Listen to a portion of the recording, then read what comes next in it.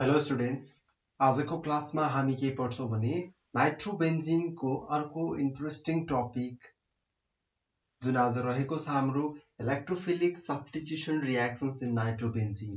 नाइट्रोबेन्जिनमा कस्तो टाइपको substitution reactions हुन्छ, सब्स्टिट्युसन रिएक्सन्स हुन्छ कि न्युक्लियोफिलिक एडिसन रिएक्सन्स हुन्छ कि कस्तो टाइपको रिएक्सन्स हुन्छ भन्ने कुरालाई आज हामी एकदमै राम्रोसँग डिस्कसन गर्न गइरहेको छौं। ओके, भिडियोलाई लास्टसम्म हेर्न चाहिँ नबिर्सिनुस्। यदि भिडियोलाई सब्स्क्राइब गर्नु भएको छैन भने प्लिज सब्स्क्राइब गरिदिनुस्। ओके, भिडियो मन पर्छ भने लाइक पनि गरिदिनुस्, शेयर पनि गरिदिनुस् है। ओके, अब यसमा जानुस् त। अब हामी आज के पढ्छौं भने इलेक्ट्रोन रिलिजिङ ग्रुप हो कि इलेक्ट्रोन विथड्रइङ हो कि डिएक्टिभेटिङ हो कि रिलिजिङ हो कि डोनेटिङ हो कि कस्तो टाइपको ग्रुप हो भनेर NO2 ग्रुपलाई नाइट्रोबेन्जिनलाई आज हामी एकदमै राम्रोसँग डिस्कसन गर्छौं। ओके, यसमा हामी एक्जाम्पल पनि हेर्छौं, यसमा हामी रिजोनेन्स स्ट्रक्चर स्टेबलाइजेसन गरेर पनि हेर्छौं। तपाईहरुले लास्ट भिडियोजहरुमा देखिसक्नु भयो होला। यसको डिटेल मेकानिजम इलेक्ट्रोफाइल कसरी अट्याक हुन्छ, रिजोनेन्स पनि बनाइसकेका छौं। आज फेरि पनि हेरौं हामी electrophilic substitution in nitrobenzene. Okay, without wasting time, let's start our main topic, that is electrophilic substitution reactions in of जे भन्नुस् नाइट्रोबेन्जिन। ओके, हेर्नुस् त, in nitrobenzene NO2 group is electron withdrawing deactivating. बुझ्नुस् है, म फेरि तपाईलाई एकचोटी रिमेम्बर गराउँछु। यो कुनै एउटा बेन्जिनको रिङ छ, यो बेन्जिनको रिङ हो भने यसमा हामीले के गर्छौं भने यो सब्स्टिट्युएन्ट छ भने यो कुन पोजिसन हुन्छ, अर्थो पोजिसन, यो हुन्छ मेटा पोजिसन, यो हुन्छ प्यारा पोजिसन, यो हुन्छ मेटा, यो हुन्छ अर्थो पोजिसन। यसरी हामीले राख्छौं। त्यसैले यो कस्तो खालको ग्रुप हो भने डिएक्टिभेटिङ ग्रुप हो भनेपछि यसले के गर्छ भने रिङबाट आफ्नोतिर के गर्छ, इलेक्ट्रोन्सलाई आफ्नोतिर तान्छ। यसरी आफ्नोतिर रिङको इलेक्ट्रोन्सलाई तान्छ र रिङमा के गरिदिन्छ भने इलेक्ट्रोनको डिफिसियन्सी गरिदिन्छ, कम गरिदिन्छ। भनेपछि त्यसमा कुन चार्ज डेभलप हुने भयो, प्लस चार्ज डेभलप हुने भयो र यसमा सब्स्टिट्युएन्ट्समा NO2 मा के चार्ज डेभलप हुने भयो, माइनस चार्ज अक्सिजनमा आउने भयो यसमा चाहिँ। ओके, यही कुरालाई हामी रिजोनेन्स गरेर हेर्छौं। हेर्नुस् एकचोटी, in nitrobenzene NO2 group is electron withdrawing deactivating meta directing towards electrophilic aromatic substitution। किनकि यो एरोमेटिक ग्रुप हो त्यसैले हामीले इलेक्ट्रोफिलिक एरोमेटिक सब्स्टिट्युसन रिएक्सन्स भन्छौं यसलाई। Electron densities are comparatively high at meta position, so incoming electrophile goes to the meta position। Electrophiles हाम्रो कता जान्छ भने मेटा पोजिसन्समा गएर इलेक्ट्रोफाइल्सहरु गएर बस्छ अनि त्यसपछि हाम्रो के हुन्छ भने मेटा पोजिसनकै प्रोडक्ट बन्छ। It can be explain by resonance stabilisation. ठीक छ, रेजोनेन्स स्टेबलाइजेसनबाट हामीले यसलाई बुझ्न कोसिस गर्छौं र तपाईहरु पनि एकचोटी यसलाई बुझ्नुस्। ओके, ल अब यसको रेजोनेन्स स्टेबलाइजेसन भिडियोलाई पज गरेर तपाईहरु एकचोटी गर्नुस् त। हामीले धेरै चोटी गरिसकेका छौं यो। ओके, ल एकचोटी गरिहाल्नुस् त, छिटो छिटो गर्नुस् त। ल, नाइट्रोबेन्जिनको स्ट्रक्चर तपाईहरुलाई थाहा छ है। भिडियोलाई पज गरेर एकचोटी प्र्याक्टिस गर्नुस्, त्यसपछि हामी फेरि तपाई फेरि भिडियोलाई अन गर्नुस् अनि फेरि हेर्न थाल्नुस्। अब हेर्नुस् त, अब चेक गर्नुस् तपाईहरुले। अब चेक गर्नुस् त, यो हाम्रो के हो, नाइट्रोबेन्जिन हो। नाइट्रोबेन्जिनमा यो छ हाम्रो N डबल बोन्ड अक्सिजन, एउटा के छ हाम्रो कोर्डिनेट बोन्ड छ एउटा चाहिँ। ल, यो चाहिँ हाम्रो स्ट्रक्चर भयो। अब यो स्ट्रक्चरमा हामीले के गर्छौं भने हेर्नुस् है, यो स्ट्रक्चरमा हामीले के गर्छौं भने यो स्ट्रक्चरमा हामीले गर्ने भनेको प्रोसेस भनेको इलेक्ट्रोन्सलाई घुमाउने काम मात्र हो यसमा चाहिँ। अब हेर्नुस् त, यो हाम्रो के छ भने यो माथि जान्छ र यो के हुन्छ यसको टाउकोमा जान्छ भनेपछि यसमा हाम्रो नेक्स्ट स्टेपमा के आउने भयो, यस्तो खालको हाम्रो स्ट्रक्चर आउने भयो। यो एज इट इज पार्टहरुलाई एज इट इज लेख्नुस् पहिला, अनि त्यसपछि यो भनेको नाइट्रोजन अक्सिजनसँग यसरी जान्छ। ठीक छ, अक्सिजन एज इट इज नै भएको पार्ट हो हाम्रो। डबल बोन्ड केमा कन्भर्ट भयो, सिंगल बोन्डमा चेन्ज भयो। यो हाम्रो यो पनि के भयो, यो हाम्रो सिंगल थियो, यो पनि हाम्रो के भयो भने यो पनि हाम्रो डबल बोन्ड भयो। त्यसपछि अर्को एज इट इज भनेको यो अक्सिजन एज इट इज नै छ र हाम्रो प्लस चार्जको डेभलपमेन्ट कता भयो भने प्लस चार्ज यो साइडमा डेभलप भयो। अब यो यता फिल गरिदिन्छ यसले, रेजोनेन्समा घुम्यो। त्यसपछि हाम्रो के भयो भने अर्को स्ट्रक्चर फर्मेसन भयो। अर्को स्ट्रक्चरमा हामीले के गर्छौं एज इट इज यो नाइट्रोजन अक्सिजन, यो अक्सिजन एज इट इज पार्टहरु छ यसमा।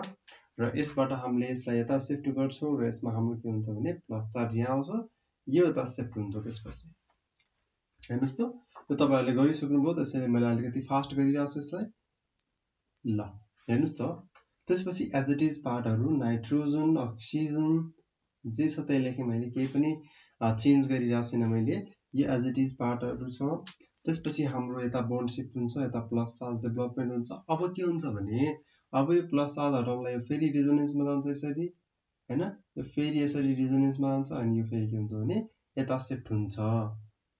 ओके, यता शिफ्ट भइसकेपछि हाम्रो के बन्छ त हेर्नुस् त एकचोटी।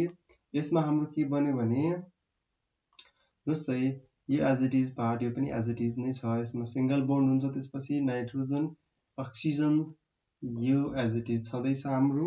र के चेन्ज आयो भने यसमा डबल बोन्ड फेरि फर्मेसन भयो, यसमा हाम्रो के भयो सिंगल बोन्ड भयो, हैन? त्यसपछि यसमा हाम्रो के भयो बोन्ड यता फर्मेसन भयो। यसैले हामीले के भन्छौं भने रेजोनेटिङ स्ट्रक्चर अफ नाइट्रोबेन्जिन। फिगर के लेख्न सकिन्छ यसलाई? फिगर रेजोनेटिङ स्ट्रक्चर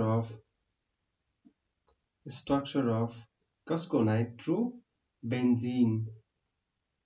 ठीक छ, बुझ्नु भएको छ यहाँसम्म? केही कन्फ्युजन छ यहाँसम्म? छैन है।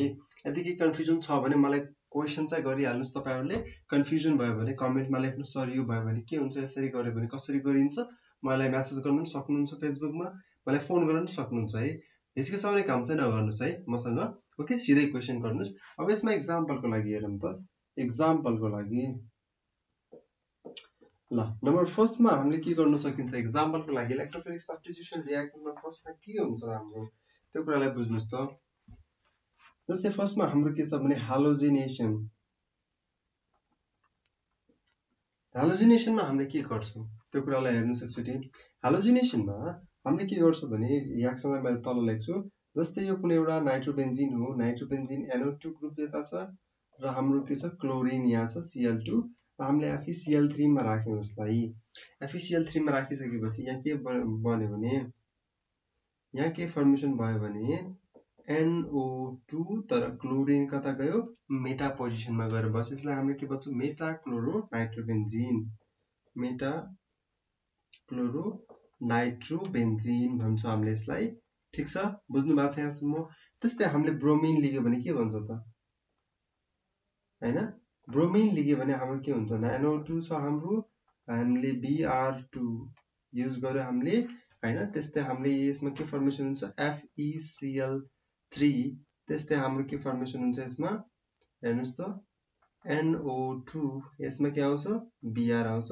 मेटाब्रोमो नाइट्रोबेन्जिन भन्छौं यसलाई हामीले। मेटाब्रोमो नाइट्रोबेन्जिन, मेटाब्रोमो नाइट्रोबेन्जिन। ल यसरी हामीले के गर्छौं भने यो एउटा एक्जाम्पल लेख्छौं। त्यस्तै हाम्रो सल्फोनेसनमा नम्बर 2 मा के छ भने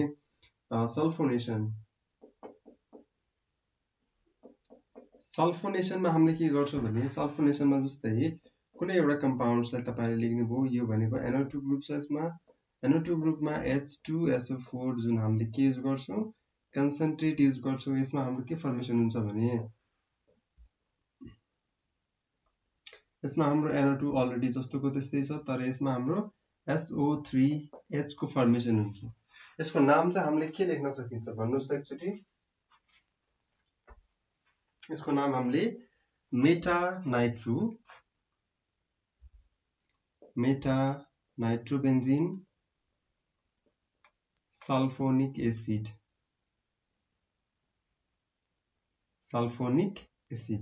यसरी हामीले यसलाई नेमिङ दिन सकिन्छ। त्यस्तै नम्बर 3 मा नाइट्रेसन गर्न सकिन्छ कि सकिदैन यसमा त्यो कुरालाई पनि ख्याल गर्नुस् एकचोटी। नाइट्रेसन गर्न सकिन्छ कि सकिदैन यसमा त्यो कुरालाई एकचोटी हेर्नुस् त। नाइट्रेसन मैले लेखेँ एकचोटी तपाईहरुले प्र्याक्टिस गर्नुस् त। नाइट्रेसनमा तपाईहरुलाई कतिको प्रब्लम आउँछ कि फेरि। ल यसमा एकचोटी गर्नुस् त। यसमा प्रोडक्ट निकालेर हेर्नुस्, प्रोडक्ट निकालेर के बन्दो रहेछ भन्ने कुरालाई हेर्नुस् त। हाम्रो के छ नाइट्रोटिन group concentrate HNO3 plus concentrate H2SO4 हामीले के गर्छौं 60 डिग्री सेल्सियस मै राख्छौं हामीले, हैन। त्यसपछि हाम्रो के बन्छ भने यो ग्रुपबाट हाम्रो NO2 एउटा यहाँ छ, एउटा हाम्रो NO2 यहाँ छ। यसको नाम चाहिँ हामीले के लेख्न सकिन्छ, मेटा डाइनाइट्रो बेन्जिन, मेटा डाइनाइट्रो बेन्जिन हामीले के गर्न सक्छौं भने यसलाई भन्न सक्छौं हामीले। ठीक छ, बुझ्नु भएको छ। यो भनेको हाम्रो एक्जाम्पल्स हो, हेलोजिनेसन, सल्फोनेसन, नाइट्रेसन। यो हाम्रो सबै के हो भने यसको एक्जाम्पल्सहरु। एक्जाम्पल्स इलेक्ट्रोफिलिक सब्स्टिट्युसन रिएक्सन हामीले बुझिसकेका छौं। इलेक्ट्रोफिलिक सब्स्टिट्युसन रिएक्सन्समा यो रिङ डिएक्टिभेटिङ हुन्छ। कुन साइडमा जान्छ यसको इनकमिङ इलेक्ट्रोफाइल्स, मेटा डाइरेक्सनमा, मेटा पोजिसनमा जान्छ। ठीक छ, अनि त्यसपछि हाम्रो प्लस चार्ज कुनमा डेभलप हुन्छ, सब्स्टिट्युसनमा कि बेन्जिन रिङमा।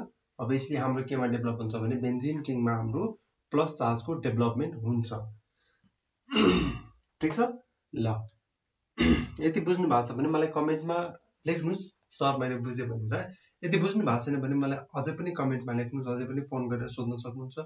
तपाईलाई मैले हरेक साइड ओपन गरिदिएको छु, हरेक साइडमा मलाई क्वेशन एन्सर गर्न सक्नुहुन्छ। क्वेशन एन्सर गर्नुस्, सिक्नुस् केही कुराहरू, मैले पनि केही सिकाउने मौका पाउँछु। ओके, ल आजको लागि म यति नै गर्छु। नेक्स्ट क्लासमा म नेक्स्ट टपिक सहित फेरि आउनेछु। ओके, आजको लागि यति नै। Thank you very much and stay safe.